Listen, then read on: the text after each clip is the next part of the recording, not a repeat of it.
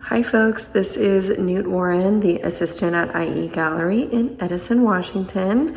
I am coming to you again with another walkthrough video of our latest show. This show is titled Sequence, featuring all works by Sharron Antholt. She is a Lummi Island artist who is working in mixed media to create the pieces seen here. This latest body of work consists of Nepalese paper with mixed media, including but not limited to ink, watercolor, oil, and pencil, all mounted on board. So I'm going to slow down here and we can take a walk through, beginning as usual on the left side of the gallery.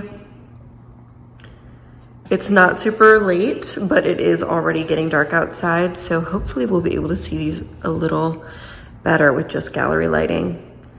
This first piece is titled Hinge.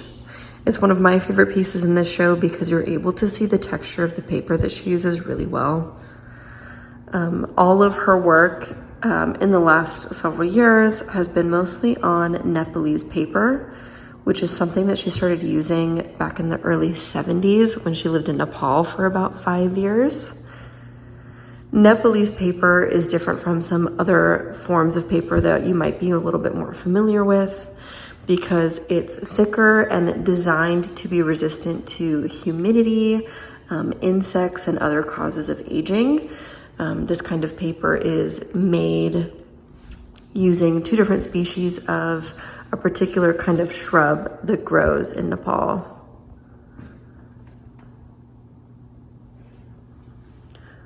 All of these works with this paper are then mounted on board, like I said, and then through a process of layering, mark making, and burning using a magnifying glass and sunlight, Sharron creates the final product.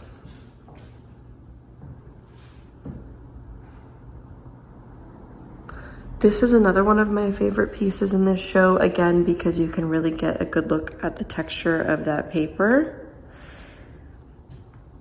And then some of the soot and ash produced from making these burn holes, Sharron then rubbed downward so you can see the evidence of the burn a little more clearly.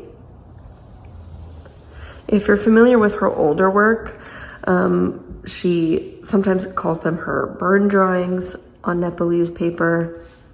Those pieces are on loose paper that would hang using magnets off of the wall, so they were not mounted on board like these are here. And she used the same burning process on those pieces as well. So first mapping out where she would like the burns to go. And then, as I said previously, she uses a magnifying glass and sunlight in a very familiar fashion. A way that we probably have all done in childhood is burning just by focusing the light on a single point. I'll back up here and get a little bit closer to this one so you can see some of those finer details.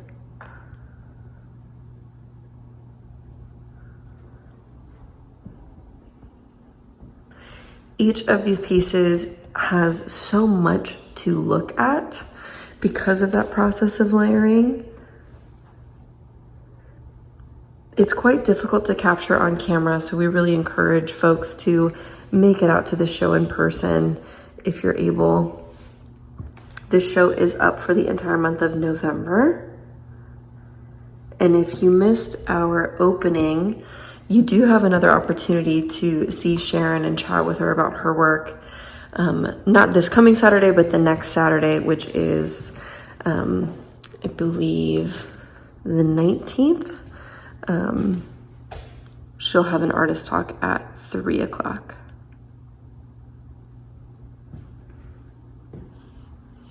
And we'll come over here to check out these last 2 pieces.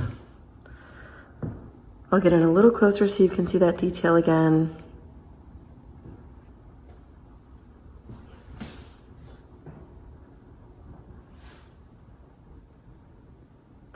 And each of these works, including some of her older works, are available to view on our website, as always.